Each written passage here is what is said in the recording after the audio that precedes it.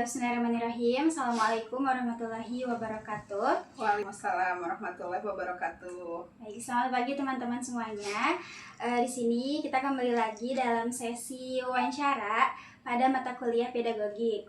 Nah, di sini saya Fani Afni Fadila sebagai mahasiswa dari Program Studi Bimbingan dan Konseling Universitas Muhammadiyah Tasikmalaya ingin membahas tentang suatu hal yang sangat dekat dengan kita, yaitu pendidikan. Nah, pendidikan ini bukan hanya soal belajar saja, namun bagaimana sistem pembelajaran tersebut dapat menyesuaikan perkembangan zaman pada saat ini. Nah, tentu saja kita akan membahas hal ini dengan seorang yang sudah ahli dan berpengalaman dalam bidangnya, dalam bidang pendidikan, yaitu ada Ibu Deda Hidayati, SPDGR. Beliau merupakan seorang guru di sekolah SDIT dan SMPIT Insan Tama, Kota Banjar. Nah, langsung saja ya Bu, di sini saya ingin memberikan beberapa pertanyaan kepada Ibu. Nah, bagaimana pengalaman Ibu dan latar belakang Ibu di dunia pendidikan sampai saat ini? Ya, alhamdulillahirrahmanirrahim. Perkenalkan dulu ya, tadi sudah diperkenalkan, namanya Ibu Deda Hidayati. Alhamdulillah, saya sudah dari 2009 sampai sekarang 2025, berarti berapa tahun tuh? 16 tahun ya. Alhamdulillah, selama 16 tahun sudah berkecimpung, sudah berbagai pengalaman yang saya dapatkan selama 16 tahun mengajar, dan itu merupakan pengalaman yang sangat berharga. Banyak sekali hal yang bisa didapatkan gitu ya dari mengajar selama 16 tahun ini, dan juga banyak sekali mengikuti perkembangan kurikulum yang bergonta-ganti seperti itu. Baik, terima kasih Ibu. Kemudian menurut Ibu sendiri, bagaimana kelebihan atau kekurangan dari sistem pendidikan di Indonesia saat ini, baik itu dari segi kurikulumnya maupun proses pembelajaran pada peserta didiknya? Ya, kalau dari segi kurikulum, memang di Indonesia ini sudah dari tahun 1984, 1900 berganti-ganti gitu ya. Kurikulum 1984, kurikulum 1986, terus ada kurikulum CBSA gitu ya. Ada CBSA, ada kurikulum 94, ada kurikulum berbasis kompetensi, ada kurikulum KTSP gitu ya. Kemudian ada kurikulum 2013, kemudian ada kurikulum Merdeka atau Kumer yang memang sekarang ini ada atau sedang digulirkan oleh pemerintah, bahkan lebih dikembangkan lagi lebih kepada deep learning ataupun kurikulum yang pembelajarannya itu lebih mendalam gitu ya. Mungkin kalau di sekolah yang saya tempat mengajar ini sudah digulirkan dari sejak dulu tentang pembelajaran mendalam yang memang sekarang sedang digencarkan oleh pemerintah seperti itu. Kalau di sekolah yang saya pegang itu istilahnya adalah talkian fikrian gitu, dimana semuanya itu memang secara mendalam dipelajari, baik itu dari segi materi pembelajaran ataupun pendalaman kepada karakter dari peserta didik itu sendiri. Baik, berarti Ibu sudah melewati banyak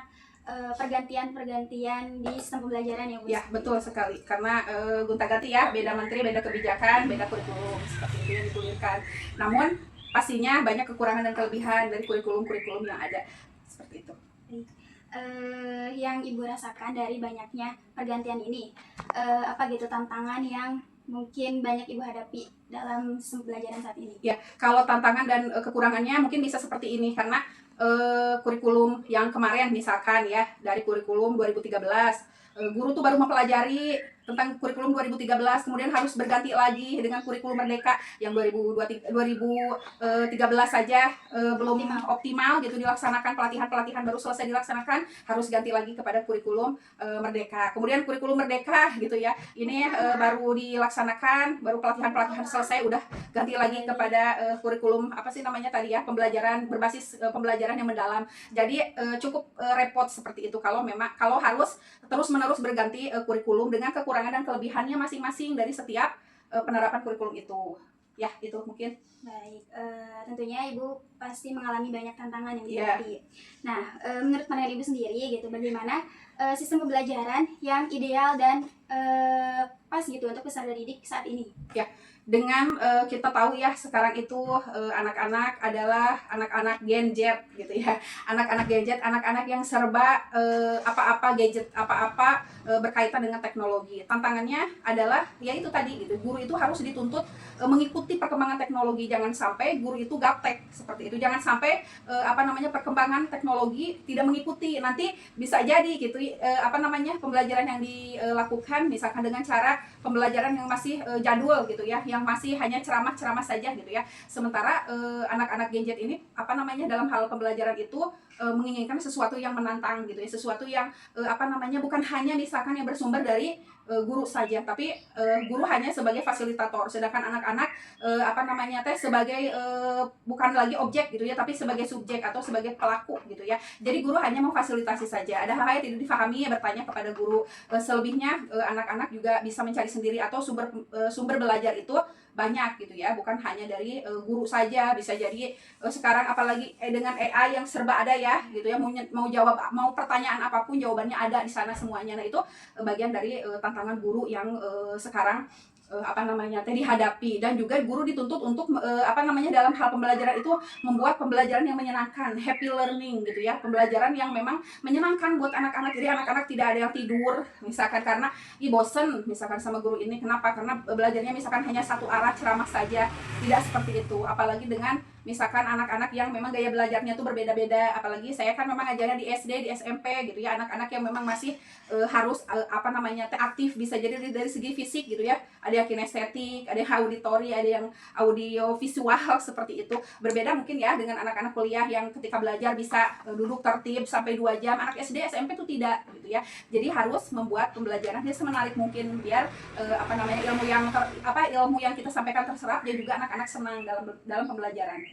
Jadi menurut Ibu bukan hanya siswa atau peserta didik saja yang perlu pintar dan perlu bersemangat, tapi kita juga sebagai guru harus lebih kreatif dan lebih pintar untuk memilih sistem pelajaran yang seru dan menyenangkan bagi peserta didik. Kemudian menurut Ibu sendiri, keterampilan apa yang perlu dan sangat penting untuk dimiliki bagi guru di masa yang akan mendatang? Ya, guru itu dituntut untuk serba bisa ya, serba bisa dari hal apapun gitu ya. Guru itu serba bisa, harus bisa dicontoh oleh anak-anak dari segi akhlaknya gitu ya, dari segi ilmu pengetahuannya pun sama, harus bisa lebih gitu ya, lebih dari apa yang anak-anak punya. Karena memang tadi ya, sekarang itu Gen Z itu atau setelah Gen Z itu apa ya? Gen Alpha. Nah Gen Z, Gen Alpha itu akan lebih gitu pesat gitu ya perkembangannya dibandingkan dengan misalkan saya yang Gen Y gitu misalkan, ataupun atau ke bawahnya milenial, baby boomer yang seperti itu ya. Harus lebih kreatif gitu ya, harus lebih kreatif dalam hal apapun, semuanya gitu ya. Tadi dalam hal teknologi harus bisa gitu ya, dalam hal keilmuan kita harus terus mengupgrade diri gitu ya. Tidak cukup misalkan dengan kalau dulu kan misalkan saya ketika kuliah presentasi itu dengan menggunakan proyektor yang gede gitu ya, besar sekali gitu ya. Kemudian berkembang jadi ada proyektor kalau disebut merek Infocus, itu merek ya, Infocus. Atau sekarang sudah berkembang lagi menjadi TV, Smart TV atau IPF gitu ya istilahnya. Nah itu kan sebuah tantangan untuk kita betul gitu ya. Dalam Islam disebutkan belajar itu sejak lahir gitu ya sampai ke liang lahat, tidak ada kata-kata berhenti untuk belajar. Walaupun misalkan itu guru gitu, apalagi guru yang memang terus gitu ya mengikuti perkembangan zaman. Anak-anaknya pun tadi dengan Gen Z, Gen Alpha yang memang sekarang sudah mulai masuk ke SD, SMP, SMA seperti itu. Nah itu merupakan hal yang sangat menantang gitu ya untuk guru. Guru tidak mencukupkan diri dengan ilmu yang didapatkan ketika dulu kuliah. Karena seperti misalkan saya kuliahnya kan 2004 sampai 2008, wah itu perkembangannya kan sampai 2025. Banyak sekali seperti itu ya. Yang dulu nggak ada HP, sekarang HP-nya udah bukan lagi HP yang biasa gitu, tapi udah di HP ya, udah smartphone yang pinter, apa-apa ada di sana seperti itu. Dan kita dituntut untuk bisa menguasai itu, walaupun misalkan dari generasi di bawah Gen Z gitu ya, tapi tetap harus bisa jadi guru yang memang tadi lebih harus pastinya ya, jadi guru mah harus lebih bisa dari muridnya gitu ya. Jangan sampai muridnya udah kemana, gurunya masih di mana seperti itu ya.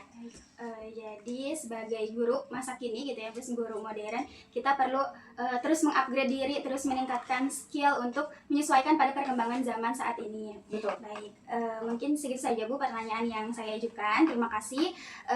Semoga apa yang kita bahas hari ini, kemudian dari pengalaman Ibu, pandangan Ibu dapat bermanfaat untuk saya sendiri khususnya dan untuk teman-teman semuanya di rumah. Terima kasih Ibu. Ya. Terima kasih. Assalamualaikum warahmatullahi wabarakatuh. Waalaikumsalam warahmatullahi wabarakatuh.